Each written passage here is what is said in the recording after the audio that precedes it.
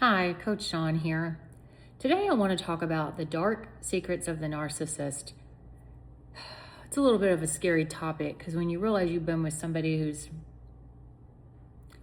well, I wouldn't even say mentally unstable, I would just say evil. There's a difference between mental instability and evil. These people are evil. There's no other way around it. They don't lack empathy. They enjoy your pain. They lie just to lie. They're extremely sick people. One of the things I want to talk about is that they don't actually love. They don't know what love is, and that's why they can move on so quickly and they have multiple sources because they don't attach. It's quite sick. They don't even, if you've ever watched them, they don't even cry when it comes to an animal. They don't even care that they've lost an animal. They can sit there while the animal's being euthanized and just be very stoic, and they don't attach to animals. They certainly don't attach to their children. They don't attach to a love interest. It's all about supply, and it's all about what this person can do to make me feel better. And also, they can't be alone. A narcissist can never be alone. They always need someone there to really kind of hate on, to put down, to make themselves feel better in some way, or to get some sort of satisfaction from. It's never about true intimacy. It's never about gaining a perspective of that person and learning them. And if you ever ask a narcissist about their love language, they're going to talk all about their love language, but they're never going to ask about yours. They're going to tell you all about theirs, but they don't seem to understand their love language is for you to know how to love them, but your love language is for them to know how to love you. They'll never ask you about yours, and they won't try to meet yours. They'll tell you, well, this is mine, and this is how I do it, and this is me, and it's always going to be about them. It's never going to be about you. It's never going to be about cultivating a relationship where my little dog, where you have a friendship and you move in unison together and you really understand one another.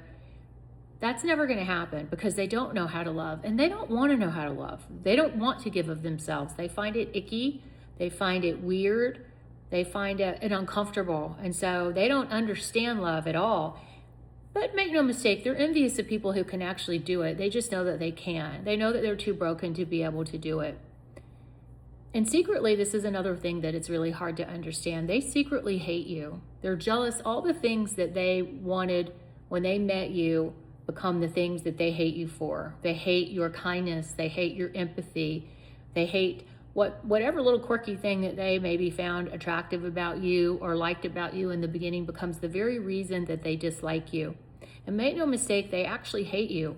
If you search on their computer, don't be surprised if you find things like, why do I hate my wife? And when they look at you and they say, I hate you, or they wish they could beat you, or they say horrible things to you, they really do mean it because they're emotionally extremely immature. And it's like a child, like a little 2-year-old having a temper tantrum in the floor. I don't know if you had a child, I did, who would yell, I hate you. Anyway, I won't even get into that one. But maybe they did that as a child too, and look where they end up. But they secretly hate you. They don't know how to have a relationship with someone that is healthy and loving and kind. And then they take everything that they hate about themselves and they project it onto you.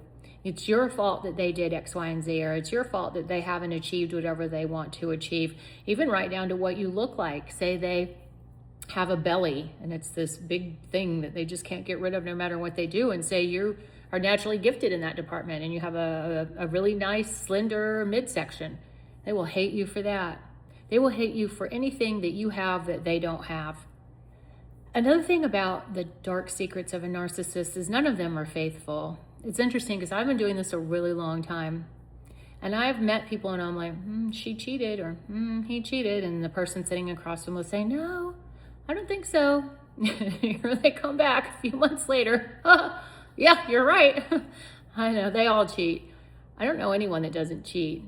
I know there are few exceptions, and it's usually a narcissist who's maybe like the kind of crazy professor, and they get all their whatever supply out of maybe their work in some way, like the nutty professor, someone who's really high on the narcissistic scale that, maybe teaches at a university, and they get a lot of supply in front of all these students and, whatever, and sometimes really being cruel to the students and grading papers in such a way that's pretty horrible. They're few and far between, but I have seen those as well. They're on a different plane, and so they get their supply in a much different way, but they all cheat. If you think for 1 second your narcissist has been faithful, they haven't. I promise you, they have not. And then they all have these weird, sick sexual fetishes. If you've ever been able to get on their computer or on their phone, you will be mortified at the things that you find. The groups that they are a part of, like on Facebook, these weird, misogynistic, really disgusting types of sexual deviant behavior. If you are able to get on their phone and look at the chat rooms that they're in, or the porn that they look at, it will make your skin crawl at how sick these people are. Truly, truly unstable and sick. They all live a double secret life. And many of them, believe it or not, if they're male, they're homosexual. A lot of them are homosexual. It's hard to believe, but they are. Or they'll even try so hard to deny that part of themselves that's why they get into these weird sexual fantasies with women. It's very deviant. I would encourage you, if you ever are able to really do a deep dive on any device that they are on, unless of course they have multiple devices, because they're not stupid, they're evil. They're very smart, most of them. You might not think that they are because they make some dumb decisions, but they're certainly really intelligent when it comes to manipulation and twisting of truth and words. And they all have really... I can't emphasize enough the deviant behavior. I am certain if you were to find out exactly who you were with, it would turn your stomach. So there are some dark secrets of a narcissist. They don't actually love. They do secretly hate you. How sick is that? They are never faithful, and they all have weird sexual deviant fetishes, and none of them are healthy. They're all very unhealthy behaviors. I even hesitate to call it a mental disorder. I call it evil. I call it possession. I call it a spiritual battle. So that's how I would categorize the dark secrets of a narcissist. And there are more for sure. This is just a few of them. But if you like what I have to say, I would ask that you would like and follow, because there will be more content about this in the future. And if you have had the